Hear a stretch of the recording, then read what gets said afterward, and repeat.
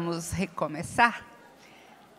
Queria que vocês atentassem para o nosso próximo evento, que será feito pela capelania aqui na igreja, no dia 6 de abril, o dia todo, e é um curso breve de visitação a enfermos. Através desse curso, nós temos treinado igrejas para o atendimento domiciliar. Uma igreja que tem funcionado muito bem nesse sentido é a Igreja Presbiteriana do Jardim Tranquilidade, em Guarulhos, porque eles vieram, fizeram um treinamento conosco, nós fomos lá, demos um treinamento para a igreja toda, e agora nós passamos os casos de alta médica dos hospitais da região para a igreja.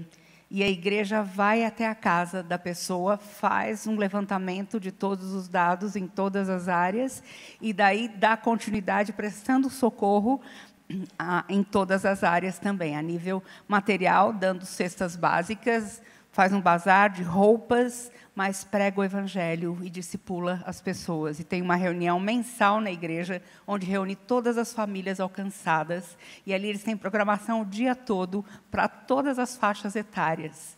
E também tem um bazar. E tem funcionado muito, muito bem. Então, nós queremos ajudar a prepará-los também para isso. Não só para lidar com os pacientes que receberam alta nos hospitais, nas capelanias, mas trabalhar com a sua igreja, as pessoas que estão enfermas na sua igreja, o que fazer, o que falar depois do abraço. Você ouviu a pessoa chorou, abriu o coração e você fica sem palavras e só dá um abraço. E o que fazer depois? Então, por favor, divulguem para as suas igrejas e venham, porque é um curso muito importante para as igrejas todas. Reverendo Jonatas Abdias, continua agora.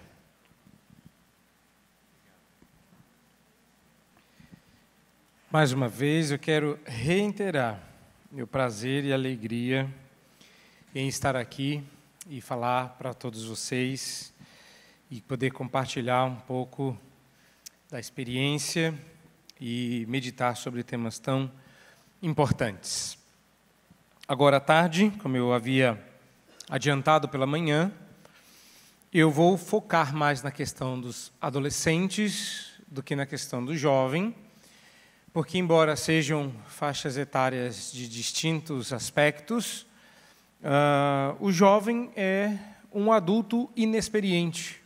Não tem certas experiências que os mais maduros têm, mas já estão praticamente na vida adulta, iniciando nela e se deparando com os primeiros desafios da vida adulta.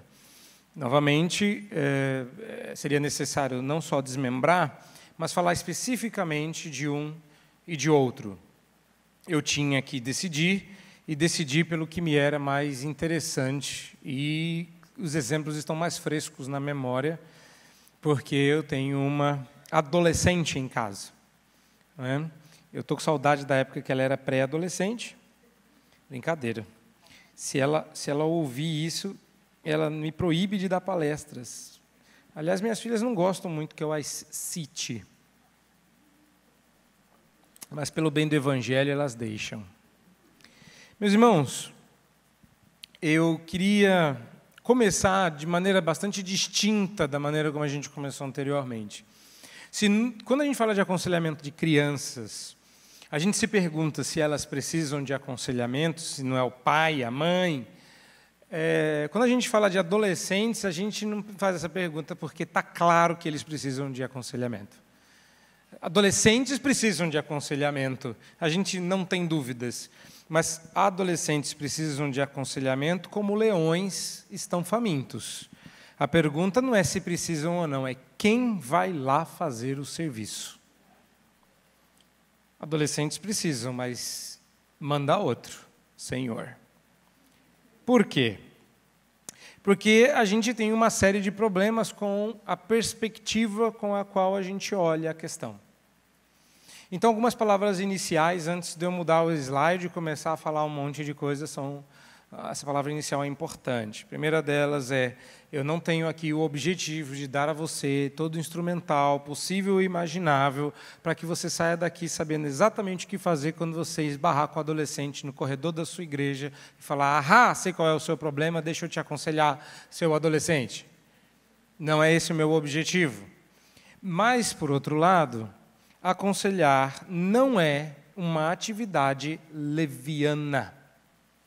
Aconselhar não é uma atividade leviana.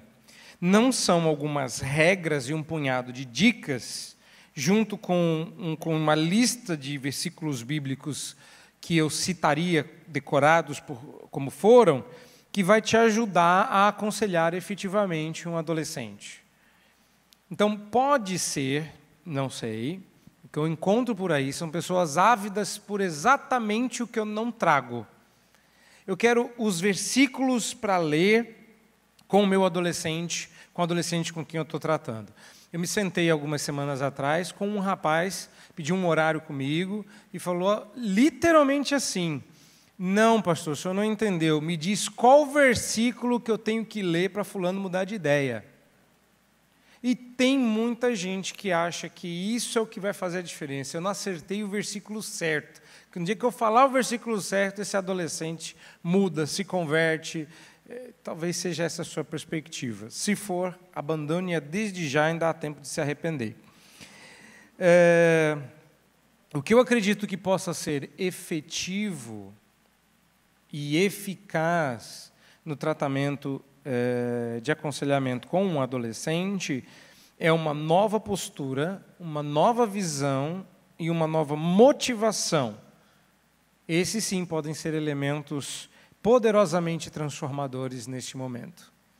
E eu espero em Deus que isto aconteça, mas pretendo que você saia daqui com uma nova visão da adolescência, assuma uma nova postura em relação à adolescente e tenha uma nova motivação para fazer aconselhamento com adolescentes. Você não vai sair daqui sabendo fazer aconselhamento com adolescentes. Você vai sair daqui disposto, com a perspectiva correta, quem sabe, e bem motivado. A partir daí é correr atrás. Mas só isso pode mudar radicalmente a maneira como você aborda e ser extremamente abençoador para onde você for enviado por Deus. Então, meu objetivo é encorajá-lo na obra do aconselhamento de adolescentes, enchê-lo de esperança, motivação e não só de conteúdo. Espero alcançar alguma dica prática nesse processo. E por que eu faço isso? Por que a minha postura é totalmente diferente? Porque quando a gente vai trabalhar com adolescentes, a gente está trabalhando com uma idade, com uma época da vida, que a gente tem medo de mexer. E que a gente está cheio de pressupostos equivocados, não bíblicos, terríveis.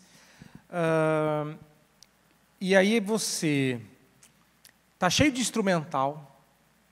É curioso como a gente tem muita dica e muito mais material não bíblico voltado para a desesperadora era da adolescência, mas porque nós não olhamos a coisa do ângulo correto, nem temos a motivação correta, os efeitos não mudaram. A gente ainda não está conseguindo manter o chavão evangélico, manter o jovem dentro da igreja. É muito fácil, tranca a porta. Essa é a dica mais prática que eu vou te dar. Desculpa, entendi. Você não quer mantê-los dentro da igreja, você queria que eles estivessem ali porque eles gostam de estar ali, que eles são crentes, porque eles amam a igreja e querem estar na igreja, mas esse é justamente o problema. Se você os perder na adolescência para a juventude, significa que você nunca os teve na infância. Então não adianta nada. Se você não mudar a sua perspectiva, a piada aqui é de que adiantaria você ganhar uma Ferrari se você não tem dinheiro para encher o tanque. Vou te encher de material aqui de como aconselhar adolescente. Se você abordá-los com a mesma perspectiva com a qual você tem ou veio com ela, não sei qual é, mas se por acaso o que eu falar aqui for o seu caso, não adianta nada você ter o instrumental. Agora, pessoas mais bem motivadas e que olham a coisa da perspectiva correta, mesmo sem o instrumental, acabam que instintivamente fazendo o que é certo. E se não tiverem o instinto, Deus dá sabedoria vinda do alto. Então, de alguma forma, dá mais certo corrigir a perspectiva do que dar todo o instrumental. Tem instrumental? Até tem.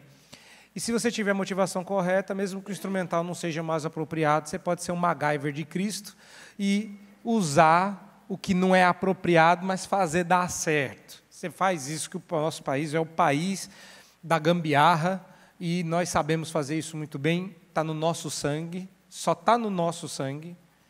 Os brasileiros sabem. Então, se você souber o que você quer, mesmo que o material não seja apropriado, a gente dá um jeito. Então, como eu farei isso?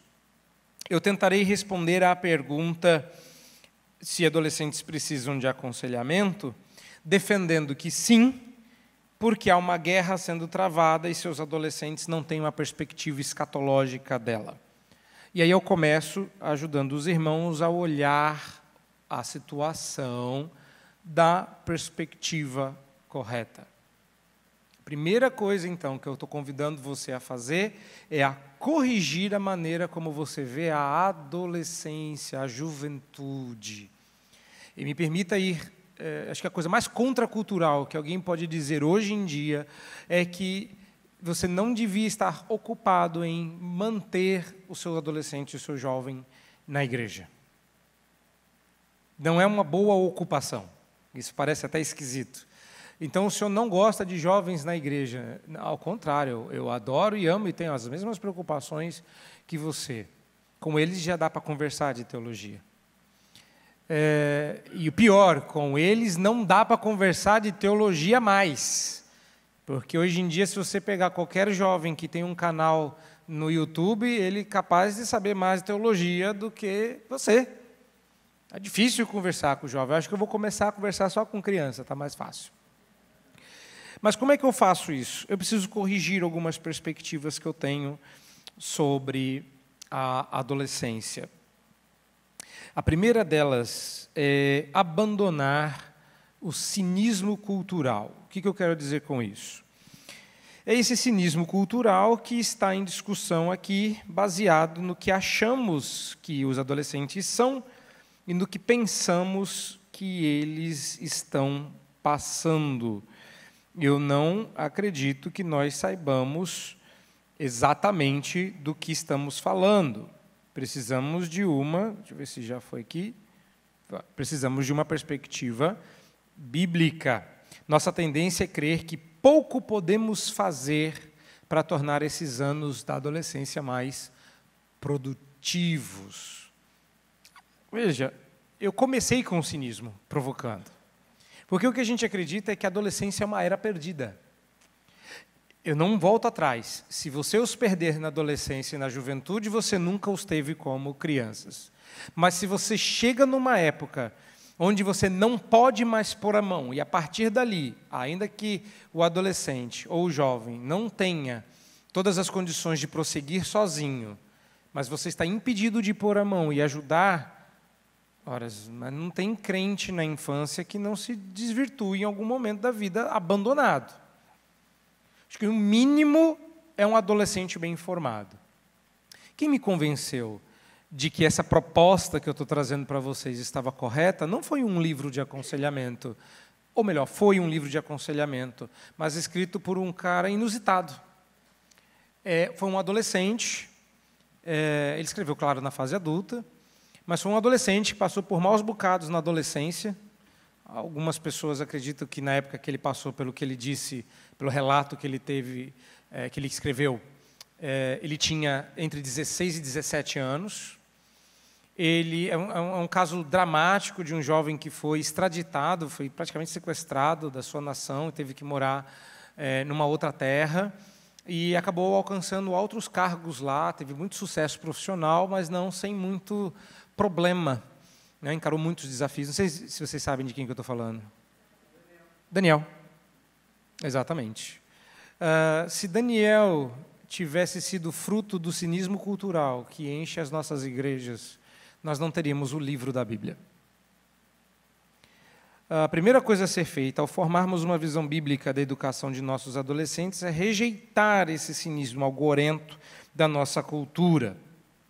E quando a gente abraça isso, nós embarcamos nas dúvidas quanto à possibilidade de aconselhar adolescentes, incluindo a fábula urbana de que não sabemos nem podemos nos comunicar com eles, senão por especialistas que saibam falar fluentemente a língua do adolescentez. A primeira coisa que a gente começa a adotar como parte desse cinismo é que a gente não sabe falar a língua do adolescente, que precisa ter uma linguagem descolada, e aí a gente vai tentar e fica ridículo, porque a gente não sabe as gírias, e a gente tenta. Aí o que o adolescente... Ai, mãe, que coisa de... Ai, pai, nada a ver. Mas ninguém mais fala assim. E eu faço para irritar minha filha, e então eu chego todo descolado, bem pai de adolescente, e a minha filha, pai, você é chato, para. E a gente vai tentar. Isso é parte da brincadeira, porque é o cinismo personificado. Não conseguimos falar com o adolescente, eu já não entendo mais. E aí você tem aquela música do João Alexandre, chamada Abismo de Gerações, que brinca com isso. Se eu sou fluminense, ele é flá. Se eu sou conversa, ele é pá. E a gente já não consegue mais conversar. Mentira. A música é uma sátira. Mentira, você consegue. Eu garanto para você que seu adolescente ainda fala o português. Mal, mas fala. A gente não deu celular muito cedo para as crianças, e agora eu dei um celular para minha filha. Então, eu nunca ensinei a ela nada dessas coisas de VC, TP, PT, que hoje em dia você conversa, não tem mais vogal, virou hebraico, né? Só tem as consoantes. E agora eu estou me comunicando com a minha filha pelo WhatsApp. É esquisitíssimo, porque ela me escreve um monte de conjuntos de 2 letras, e eu fico me perguntando quem ensinou isso para ela. Dá a impressão realmente que ela não entende o que eu falo. Dá a impressão mesmo que há um abismo de comunicação. E se você não conhece a língua adolescentez, é porque você não tem um adolescente em casa.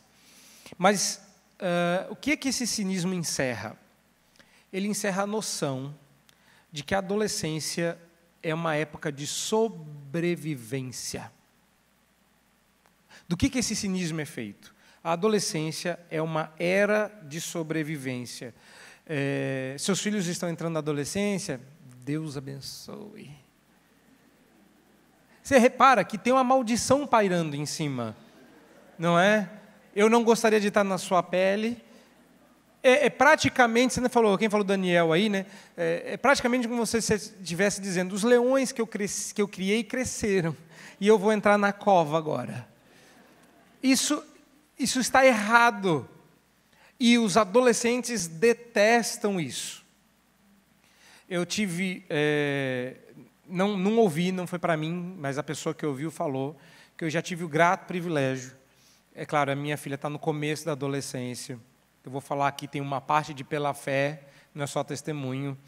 Mas a minha filha disse para uma colega nossa que estava em casa, porque preocupada talvez que eu tivesse uma filha rebelde, né? Afinal de contas, todo adolescente é rebelde, não é isso? E a minha filha virou e falou assim, se for para ser rebelde, eu prefiro não ser adolescente. Não tenho interesse em ser rebelde. Prefiro pular da criancice para outra coisa. Eu expliquei para ela que não dá para evitar. Primeiro porque a rebeldia já estava lá quando ela era pequena. Então, a primeira coisa que você tem que anotar aí é uma tríade. 3 coisinhas que você não pode esquecer. O coração do seu adolescente, porque ele é pecador, nasceu com 3 problemas.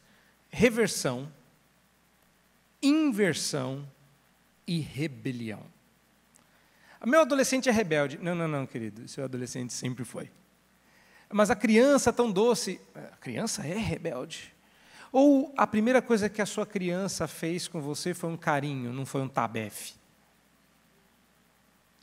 Se você não teve que amansar os lábios da sua criança que sabiam morder, mas não sabiam beijar.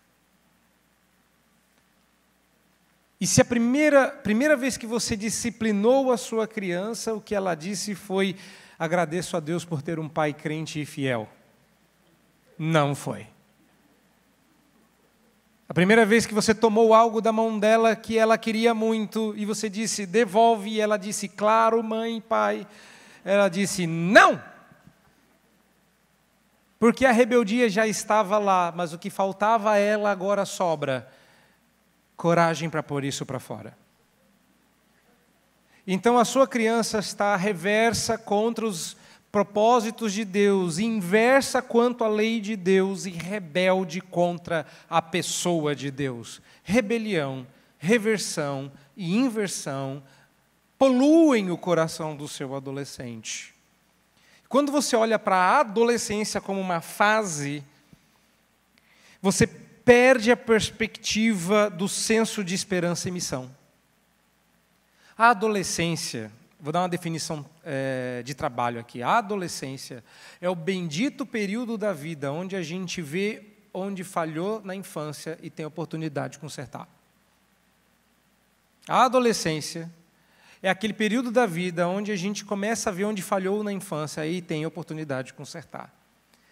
Porque você está lá investindo, mas a criança não está respondendo, ela está só recebendo, ela está só absorvendo. Na adolescência, ela começa a pôr isso para fora, ela começa a usar esse instrumental. Aí você começa a reparar, mas não foi bem isso que eu ensinei, não, acho que ela não entendeu direito. Daqui vamos consertar, vamos aprumar. Porque o adolescente vai começar a colocar para fora aquilo que ela interiorizou até aquele momento. Se você, repare o cinismo como ele é extremamente genialmente satânico. Se você perceber que não foi isso que você ensinou, que o santo anjo que você criou ao longo da vida está se transformando nesse ser amorfo, que você ainda não sabe no que se tornará, mas que vai ser ruim, e você não pode pôr a mão para mexer, você está dizendo que não liga para as falhas da sua educação. E não tem como você dizer que acertou em tudo. Às vezes eu recebo pais de adolescentes em casa, no escritório, eu recebi na igreja, e a pergunta que eles me faziam é, pastor, onde foi que eu errei? E eu sempre perguntava de volta, você quer em ordem alfabética ou em ordem de importância? Como assim, onde foi que eu errei? Você está dizendo realmente que a responsabilidade do seu filho está se perdendo, é sua, quando o mandamento que Deus deu na Bíblia não é para o pai, mas é para o filho? Ou vocês nunca repararam nisso? Honra o teu pai e a tua mãe, não diz assim, pai seja honrável. Mas meu pai não merece. Você sabia que não tem nenhum que mereça? Nem você?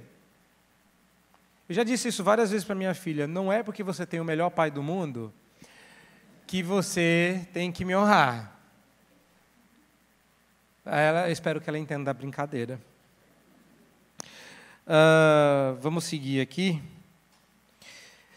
Muitas vezes falamos dos nossos adolescentes como se eles não fossem mais do que um punhado de hormônios de fúria e rebelião envolvidos por pele em desenvolvimento. E esse é o pressuposto do cinismo. Eu não vou conversar com o meu adolescente porque ele não está raciocinando no momento. Ele se tornou um ser absolutamente irracional, refém de seus hormônios e de sua situação biológica. A sensação que muitas pessoas que adotam esse ponto de vista têm é que conversar com adolescente é conversar com hormônios. Hormônios não pensam, hormônios não ouvem, hormônios não raciocinam, hormônios não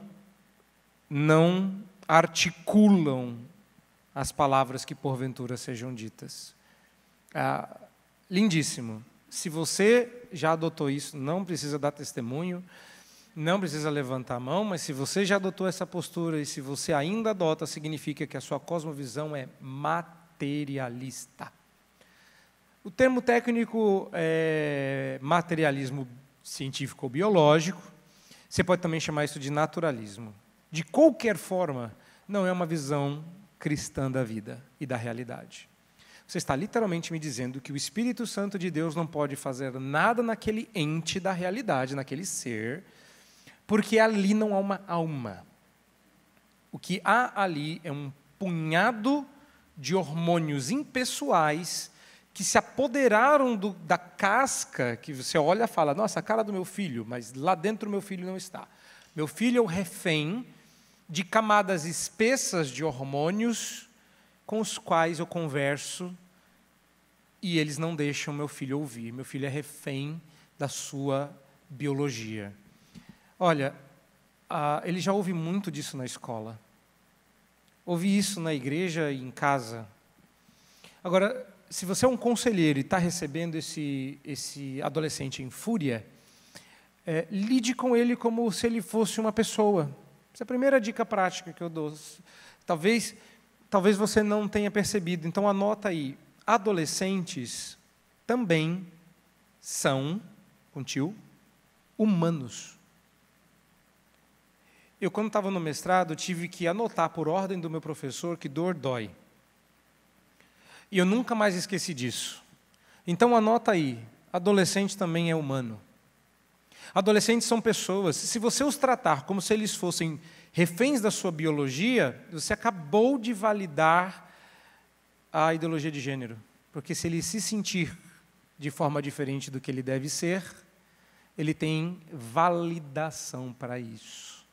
Ainda que a biologia não valide, mas lá na cabecinha dele, você já o tratou assim. Por que ele não deveria se tratar desta forma também?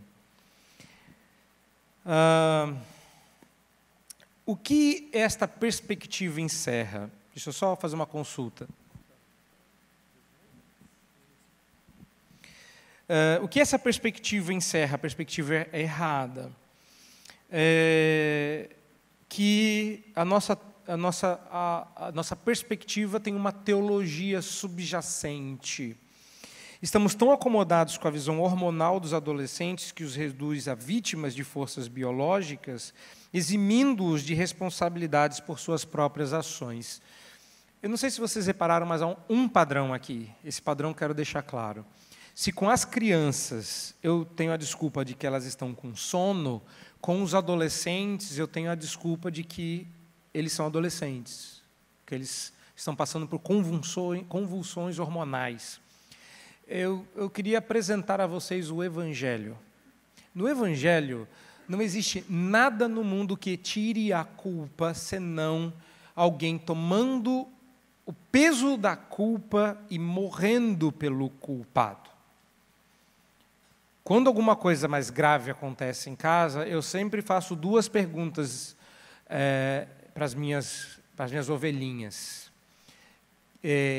Quem é o culpado e o que nós vamos fazer com ele? Vocês repararam que está no masculino, né? Tem 4 pessoas em casa e só tem eu de homem. A pergunta é sempre quem é o culpado. Pode ser uma culpada, eu sempre digo. Mas a gente achou o culpado, o que a gente faz com ele? O que o culpado merece? Normalmente a sentença é a mesma. Qual é? Morre, tem que matar. E é verdade, eu concordo. Eu acho que todo culpado devia morrer. E sabe quem concorda comigo? Deus. E por isso que ele matou mesmo. Porque a culpa do arrependido morre na cruz de Cristo. Então eu não tenho que matar o culpado, eu tenho que lutar pelo seu arrependimento. Você está tratando com adolescentes. O que esse adolescente precisa? Ora, eu já sei que ele é culpado. Então que eu preciso matá-lo? Não. Eu preciso resgatá-lo. Como? Pegando a culpa dele e colocando na cruz. Agora, se eu pegar a culpa dele e colocar dentro dos seus hormônios, o processo é o mesmo. Redenção. Eu tirei a culpa. O Redentor é diferente. Redenção acontece, porque a culpa vai embora. O adolescente está assim porque ele tem problemas hormonais, é porque ele está passando por uma fase. Ok, você acabou de desculpabilizar culpar o adolescente, mas o Redentor é outro, não é Cristo Jesus, são seus hormônios. Novamente, você percebe que as estratégias satânicas não são tolas e burras, elas são extremamente sutis e elas roubam do Evangelho o caráter principal que faz do Evangelho ser o Evangelho, que não é a sua mensagem, é a sua pessoa. O Evangelho só é o Evangelho porque Deus veio estar conosco. Se você preferir em hebraico, Immanuel, Deus conosco, Emmanuel. O Evangelho é Cristo conosco. Se você tira esse aspecto do Evangelho, tanto faz o que você põe no lugar. Hormônios, síndrome de Peter Pan, o que você quiser. Você acabou com o Evangelho. Agora, você quer salvar o seu adolescente, não é arrumando desculpas para ele, é dizendo que as suas culpas grandes são, mas tu que não morreste em vão me podes conceder perdão. Então você pode vir do jeito que vem. Isso é Evangelho. Então, o que se esconde por detrás dessa perspectiva? Que, embora jamais o digam, a teologia que está aí por detrás desta visão é que as verdades das Escrituras, o poder do Evangelho, a comunicação bíblica e os relacionamentos que agradam a Deus não são páreo para os anos da adolescência. Se você assume a ideia de que adolescentes precisam de cuidados especiais, se não, falei, peraí, primeiro você não se preparou para isso na infância. Segundo, que você está comprando a ideia da cosmovisão naturalista. E terceiro, você está dizendo, o evangelho que eu creio não tem poder, então ou eu tranco a porta, ou eu faço palhaçada na frente dele, ou eu falo de maneira descolada, ou eu passo a jogar videogame com ele, senão eu perco. Sabe o que segura gente na igreja? Jesus Cristo. Se Jesus Cristo não é mais suficiente para manter as pessoas dentro da igreja, vamos desistir disso aqui. Não vale a pena. Agora, eu acredito que Jesus Cristo é interessante para crianças, para jovens, para adultos, para adolescentes, para pré-adolescentes, para grávidas. Eu acho que até devia ter um negócio de aconselhamento para grávida.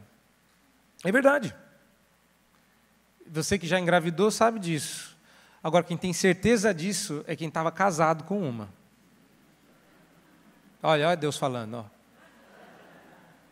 Não podemos, reparem nisso então para eu encerrar esse assunto, não podemos conservar uma fé robusta no poder do Evangelho se continuarmos aprovando o cinismo de nossa cultura sobre a adolescência. Não podemos conservar uma fé robusta no Evangelho se nós continuamos aprovando o cinismo da nossa cultura em relação aos adolescentes. Então, mitos que a gente precisa desfazer para você abordar a adolescência de uma perspectiva do aconselhamento que lhe seja saudável e útil. Primeiro, adolescentes têm sofrimentos especiais? Não. Não. As tentações dos adolescentes não são especialmente cruéis e intensas. Não são. São tão intensas como são na infância, como são na vida adulta. O adolescente é atacado pelo mesmo diabo, pelo mesmo mundo e pela mesma natureza pecaminosa que você. Tem nada de especial acontecendo com ele. Ele é tão especial, mas tão especial que a Bíblia nem tem adolescência. Qual é aquele versículo que fala do adolescente? Não tem, né? Tem esse aí. Né? Resistiu ao adolescente. Exatamente, é uma boa. Mas está no livro da... Mas, veja bem, mas você tem que ler o livro, né? Tá naquele livro de Heresias 4:33. E esse é o livro que ensina de como afastar o adolescente de você, porque ele fugirá de vós. A gente quer o oposto, né? A gente quer mantê-los aqui dentro da igreja, parece um sequestro, né? A gente está planejando como manter os adolescentes dentro da igreja. Se alguém ouve um negócio desse, diz que a gente está planejando um sequestro. O adolescente é chamado, e aqui vem uma dica bem prática. O adolescente é chamado para se guardar das tentações que são típicas da juventude, o texto está aí, enquanto as pessoas mais velhas são chamadas para se guardarem contra as tentações típicas da maturidade. Não entendeu o ponto? A palavra que você tem que anotar é responsabilidade. Nós não responsabilizamos adolescentes. Eu me lembro que foi marcante para a minha vida, porque era um ritual esperado, era o momento do adolescente receber a chave de casa. Porque, lembra que eu falei que as minhas filhas ainda não estão na idade da razão? Então, no momento que meus pais dão a chave de casa para mim, eles dizem, a partir de agora você tem o poder de entrar e sair de casa. Eu me senti um lord inglês, com uma espada no ombro. Falei, meu Deus, o que é isso que eu estou recebendo? Eu era adolescente, porque agora eu precisava estudar, e estava fazendo cursos e tal, ia ver meus pais pouco, eu precisava ter condições de entrar e sair de casa sem a companhia deles. Naquele momento, eu estava recebendo um sermão de 2 horas sobre como eu não devia falar com estranhos na rua, de como eu deveria ir do curso para casa, da casa para a escola, da casa... Mas uma das coisas que me marcaram foi quando meu pai disse, você não é plenamente responsável por si, mas a partir de agora você é responsável pelo tempo que você estiver fora de casa. Agora a culpa é minha. Sempre foi, mas naquele momento ficou mais claro. Na vida do adolescente que deixa as convicções em troca da aprovação dos seus amigos, está presente tão fortemente como no adulto que negligencia a família e as prioridades espirituais em troca de sucesso profissional, o mesmo pecado. Como eu disse, a adolescência é o momento onde a criança toma coragem para confrontar aquilo que incomodava na infância, mas não tinha capacidade, entendimento ou articulação para isso. Agora, por que a adolescência é tão fantástica? Porque, isso aqui eu já falei, né? Só estou pedindo para vocês anotarem aí e ver. Deixa eu dar um tempinho para vocês lerem e então mudar. Porque a adolescência ela é enganosa não para o adolescente, mas para nós.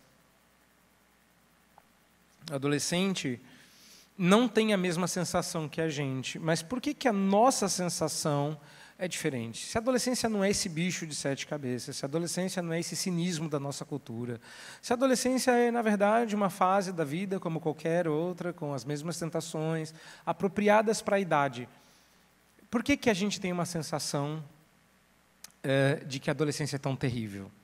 Eu acredito que as razões sejam 2. A adolescência é difícil para nós porque ela tende a trazer à luz o pior de nós. Você nunca gritou com aquela coisa linda e fofa. Você nunca perdeu a paciência com aquela coisa tão bonitinha.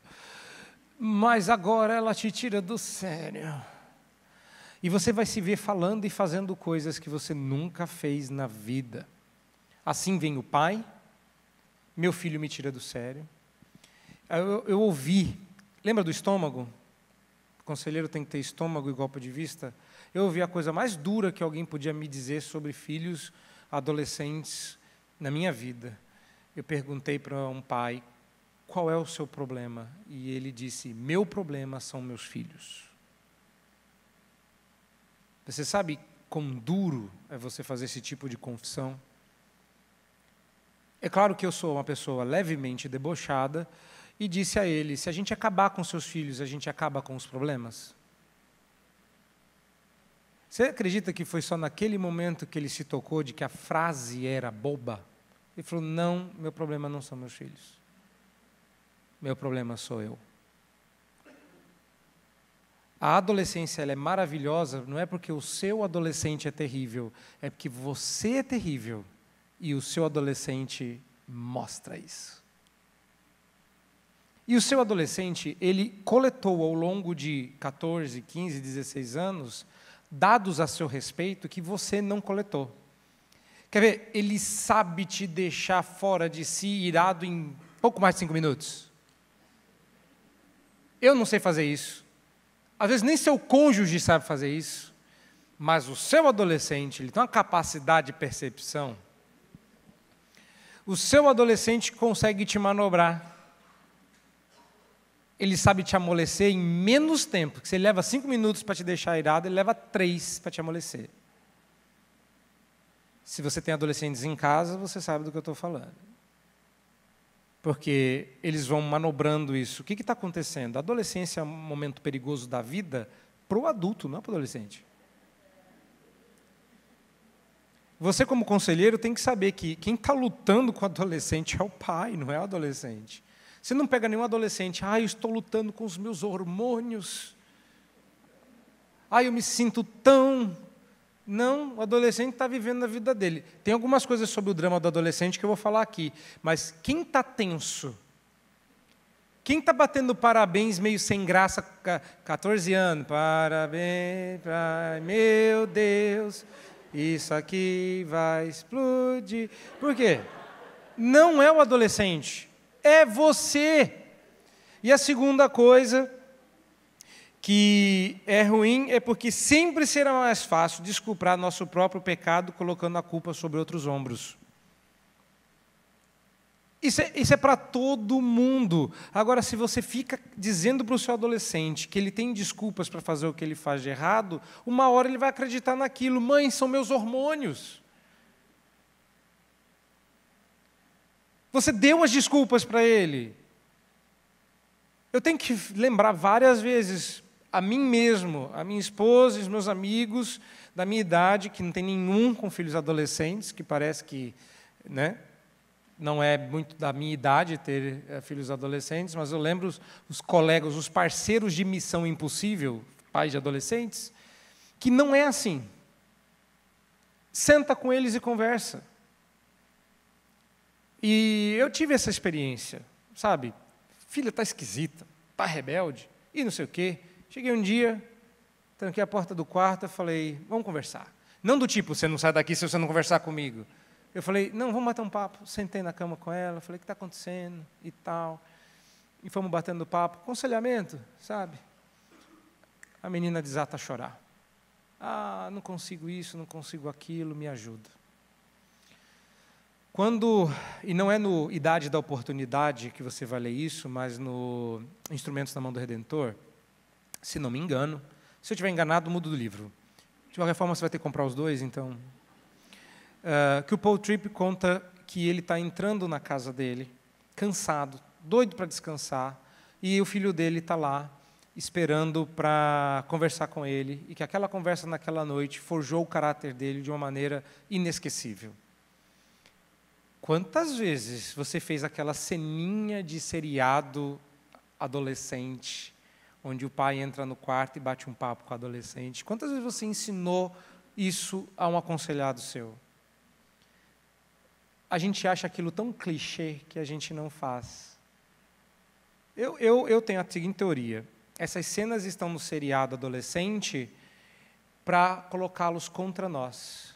Porque nós não temos coragem de fazer aquilo, e aquilo é o sonho de todo adolescente. Ele sonha que você entre no quarto dele e diga, vamos bater um papo? Na real, nem vou contar para sua mãe, nem vou contar para o seu pai. Abre o coração. Mas você nunca vai fazer isso. Você não tem tempo, você não está disposto, e você sabe que entrar no quarto de um adolescente, quando ele está com fone no ouvido, não é só entrar na cova, é chutar o leão.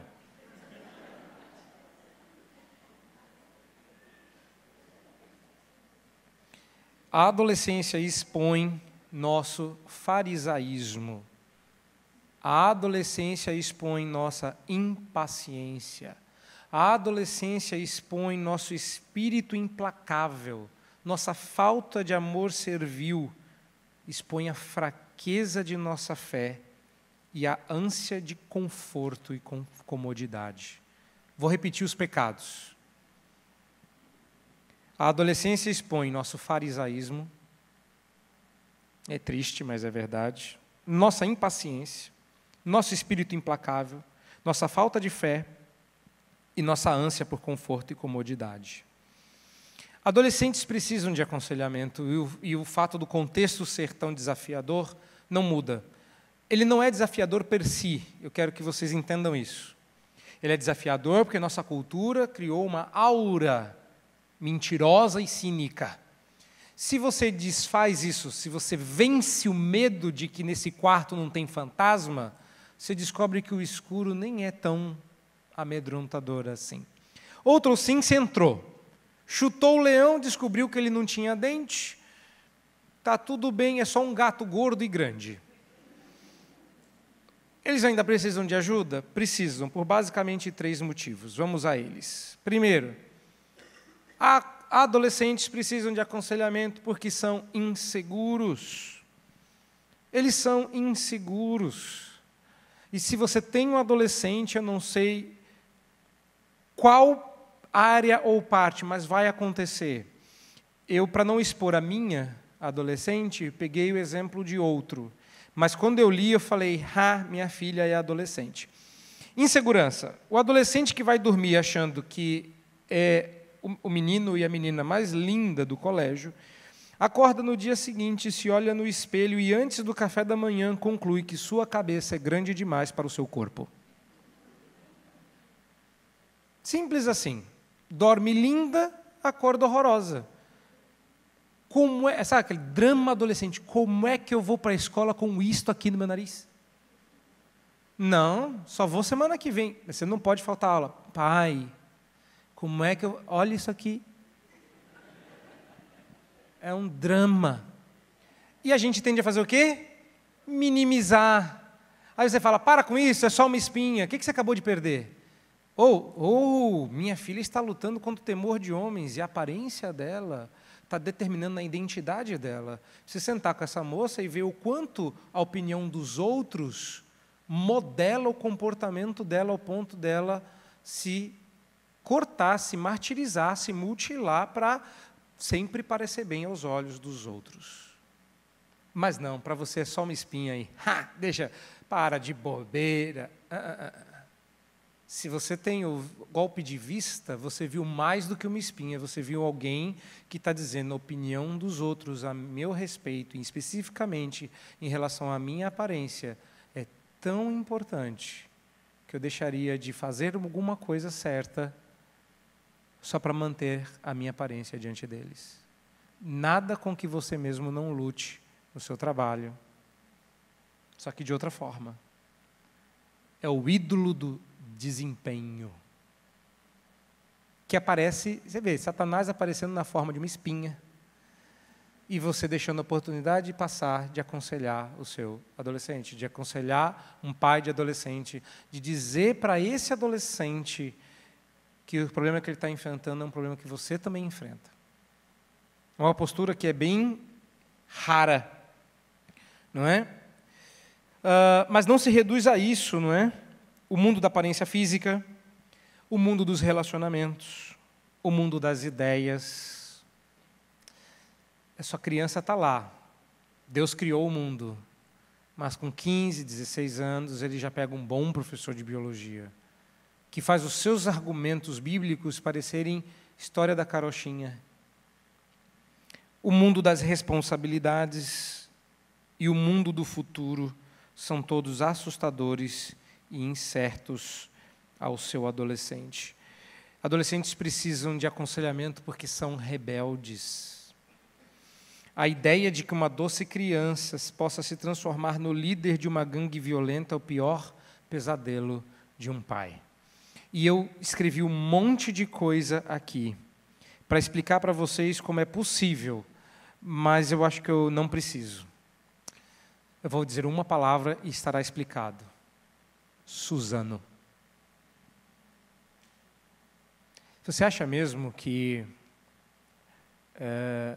a gente está pensando nos pais dos que morreram, mas e se você tivesse que aconselhar os pais dos que mataram?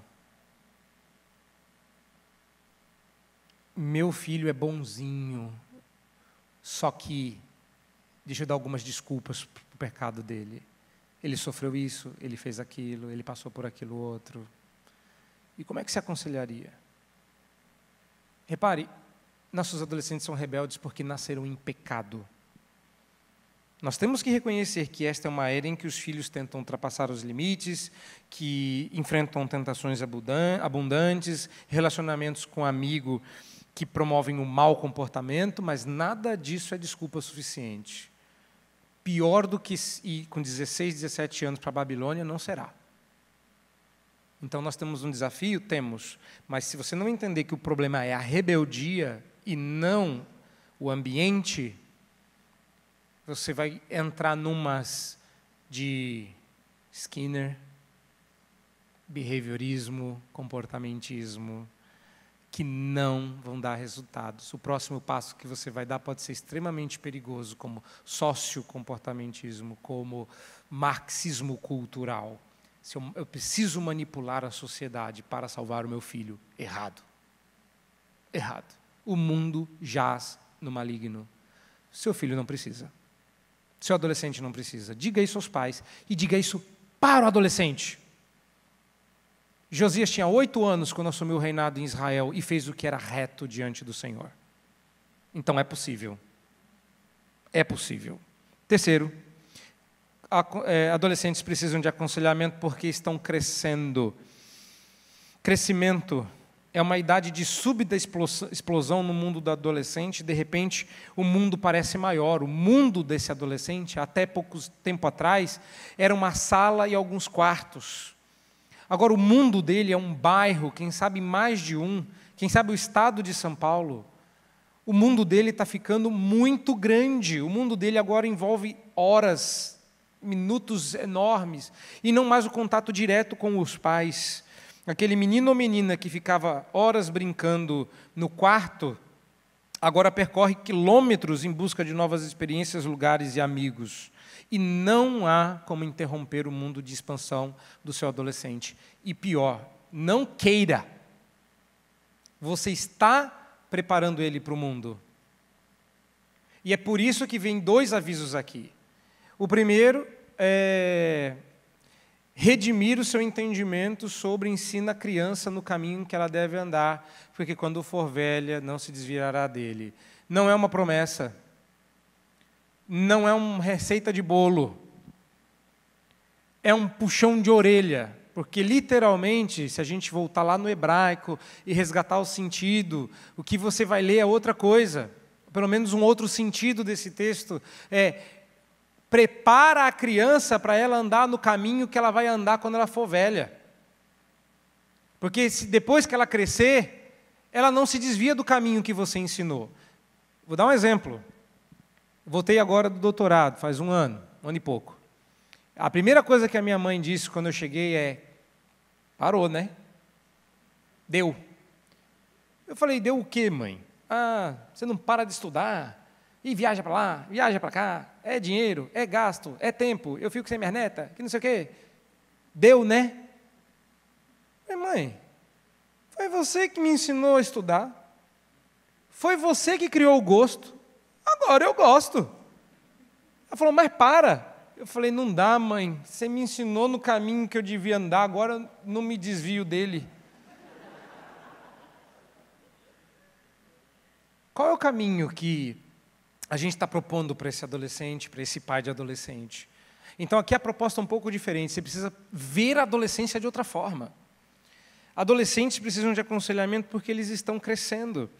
E a gente não sabe para o quê, e a gente compra outro cinismo. Sabe aquele cinismo básico as profissões do nosso século, daqui a 40 anos, não existirão mais, nenhuma delas. Olha só, e daí? Minha mãe me preparou para o futuro, fazendo com que eu tivesse tido aulas de datilografia. Né? Alguém mais sente a minha dor?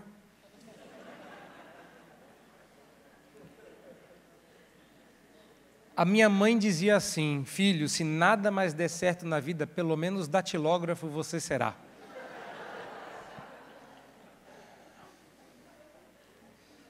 Repare, ela estava tentando me preparar para o futuro. Mas deixa eu contar uma coisa que eu nunca contei nem para ela. Eu tive alguns problemas no doutorado, e quando finalmente as coisas ficaram claras, eu precisava produzir uma quantidade muito grande de material num tempo muito curto, em um determinado momento. E eu sentei, e uma das coisas que a datilografia me deu foi a habilidade de digitar usando os 10 dedos da mão. E eu tenho uma velocidade muito boa. A pessoa mais rápida que eu em casa para digitar é minha irmã. Nós digitamos muito rápido. Se eu não tivesse feito datilografia e eu não tivesse essa habilidade, eu não teria terminado meu doutorado. Sabe, graças à mamãe que me preparou para o caminho que eu ia andar, e eu não desviei depois de velho, não comecei a catar milho, a digitar igual galinha, com 3 dedos. Nada contra se você fizer. Para encerrar, meu tempo já se foi.